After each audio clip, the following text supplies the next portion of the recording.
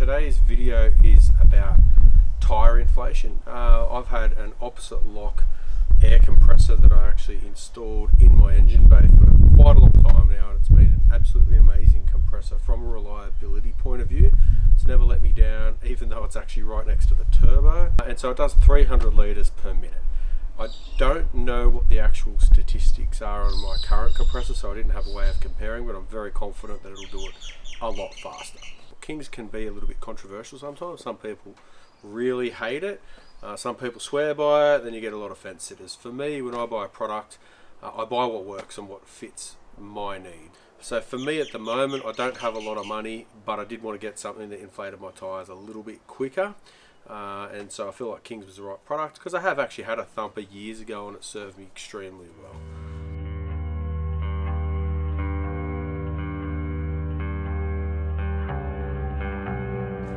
Currently my opposite lock compressor is engine bay mounted, as I suggested before. It's right next to the turbo.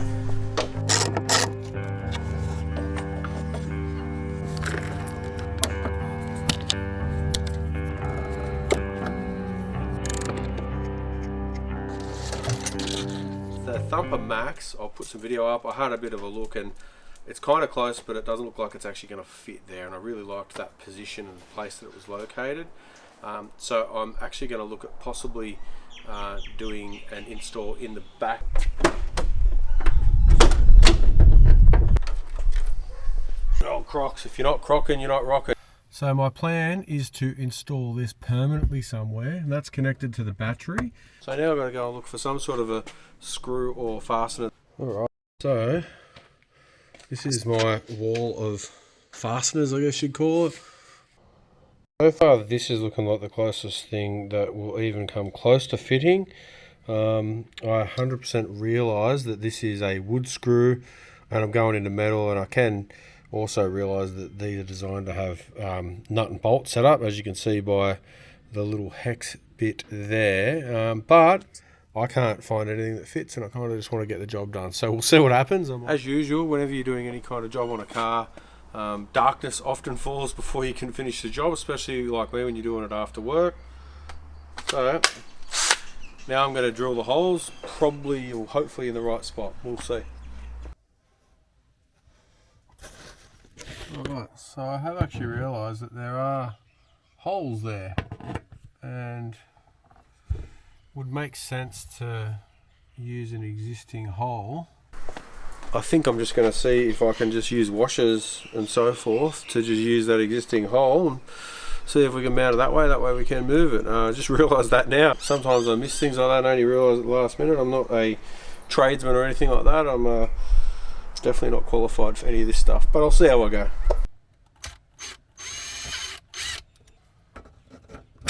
Mosquitoes are absolutely terrible here at the moment. Anybody can tell me how to bloody get rid of mosquitoes? I'd like that. I definitely don't have any kind of a water source or anything in my backyard. I don't know if the neighbours do, but either way it's just horrible to be out here sometimes. Sometimes that happens. I don't know whether this is going to work. Alright, so it's been a minute. I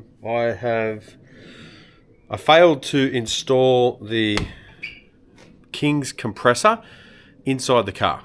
Wouldn't fit inside the engine bay as previously seen on the footage. I then went to look at installing it into the back of the car somewhere, had to think about some ideas.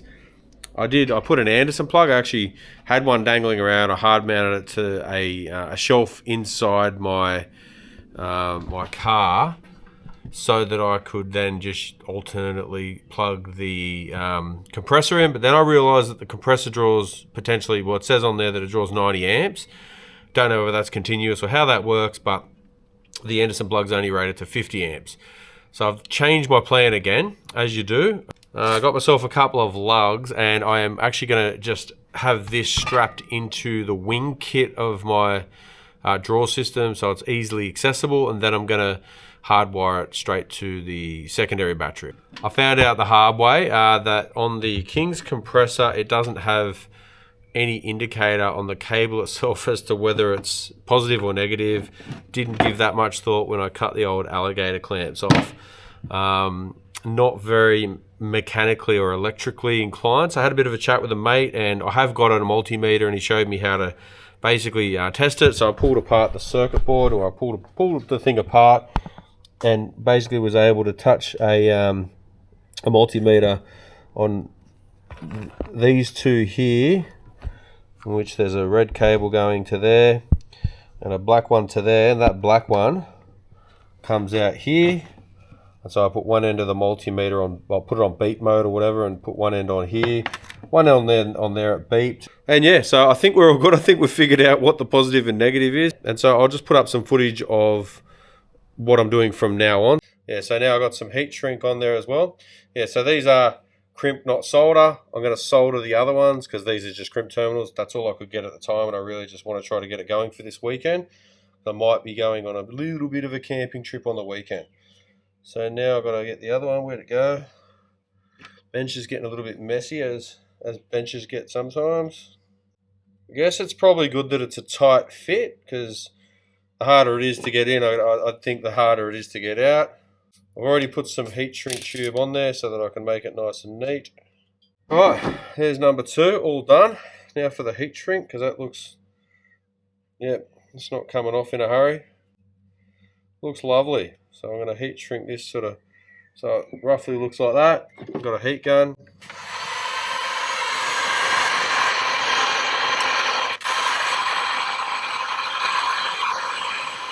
There we go. We've got a little, oh that's hot, a little piece. I've actually put a bit of heat shrink tube on this so I can now identify that as the positive. Yeah, because I'd just rather not be negative. It's all about positivity. So it looks like I've got a couple spares, so that's lucky, because I've, without really thinking too much, I got all excited and did that. But it's only supposed to go on one end, so. Get the old strip hose out. Right, so I've got that right up to that bit there, and then stripped. So this MIDI fuse holder has 4 bolts with screw option. I've been advised that they're the best ones to use because 2 of them are for the cable, 2 of them are for the fuse, and it's good because you don't, if you need to just change the fuse, you don't have to bother disconnecting the whole thing. Alright, so that goes there. And as I said, guys, I'm not that much in, I'm not very good at mechanical stuff. Having a bit of a go, but everything is going to get checked by a Sparky. I couldn't find a 90 amp MIDI fuse. I have been advised by somebody that the MIDI fuses are the best. So I got a pack with a bunch of fuses. I'm going to test it with an 80 amp, and if it blows, then I'll either put a 100 amp, or I don't know what I'll do next, because it's becoming a saga. I heard that these don't always draw 90 amp anyway, so I think if I run an 80 amp, it might get away with it. But if it does blow, then I'll have to go up to the next level and keep an eye on it, I guess. 80 amp. And I have some exciting news. I've done a flex test video. My springs have arrived, so I've basically got the ones that were suggested by, the springs that were suggested by a lovely gentleman at Kings. I did want to stay with Kings springs if I could help it. Them ones are a little bit taller. He said they might be about 5 mil taller, but a bit softer. So we're hoping that that might allow a little bit more flex at the front. Don't know why they call them a MIDI fuse. All right, now I might actually put this thing back together because she's a little bit pulled apart there. So I'm just going to do that back up.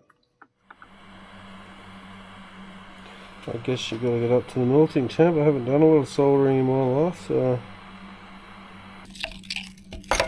Got the lug sitting in me vise, so I don't really have to hold it. I jammed the cable in there, and I guess you just liquefy it and fill it up with solder.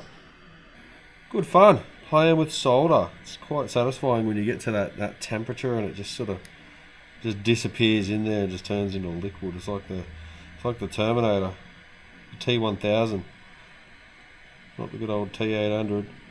Looks like dinner's ready, so I think I might even retire, go inside and finish this job off tomorrow. We'll see, I might even come back down the shed. I might get fired up after dinner, come back out, but otherwise I think I'm going to go eat. So I've had dinner. So I've got that there, got the MIDI fuse there, got the negative there, negative, I don't know, whatever you're supposed to call it. So now the plan is to install it in the back of the car. So I intend on having it live in here.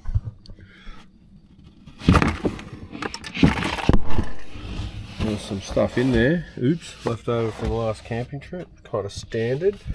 I'll put that down there for a minute. So I do have some items in there. I've got some tools and things that I've been keeping in there, but I plan on putting the compressor just here.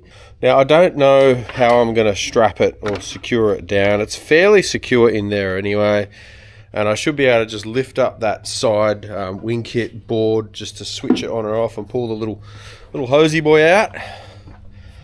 So I have test fitted it into this space before, but now I'm just going to do another quick test fit. Make sure that the cables reach. Going in on the hole.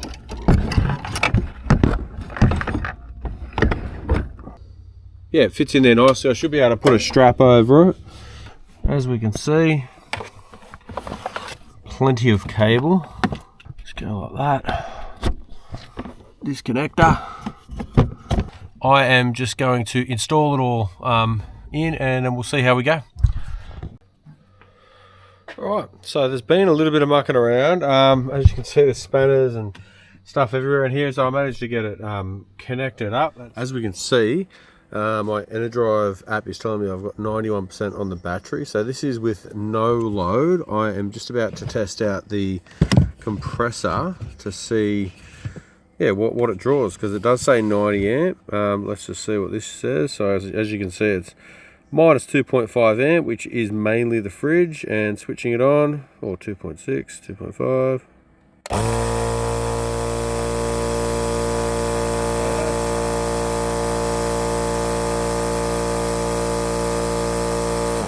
So that maxed out at 49 when I first started it and went down to 44. I'll do it again. 49 again. So it looks like consistent 44 and 49 is the startup amperage. Now I've only got a 80 amp fuse in there. It does say it draws 90, so I thought I'd put an 80 because you can only get an 80 or 100. I thought I'd put an 80 in there just to sort of be safe.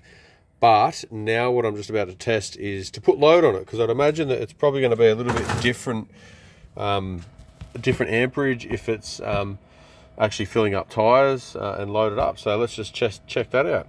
Now we're just about to switch it on, and yeah, we're just going to see how much current it draws when it's filling up some tires. I haven't turned the car on because I've got 90% in the battery, so I guess it should be all right. Soon find out. Here we go, just about to switch the compressor on to see what sort of current this thing draws when filling up 4 tires at once. That's the sort of point. I've got a gauge here as well. And here we go. Oh, this fridge just switched off, so it's good. So it's 0.1 amp. Wow, went up a bit, 52. Switch it off, and then I'll switch it on again and see what that does.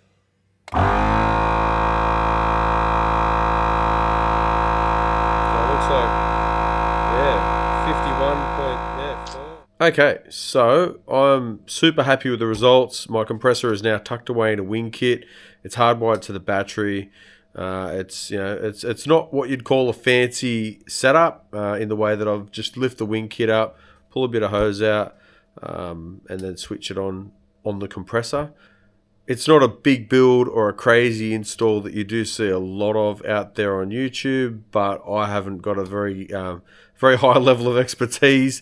So things like that for me do take a little bit of time, and I do get a bit of satisfaction out of doing it and being able to have a fairly easy process when it comes to airing up my tires. So yeah, thank you so much for watching. Don't forget to like and subscribe.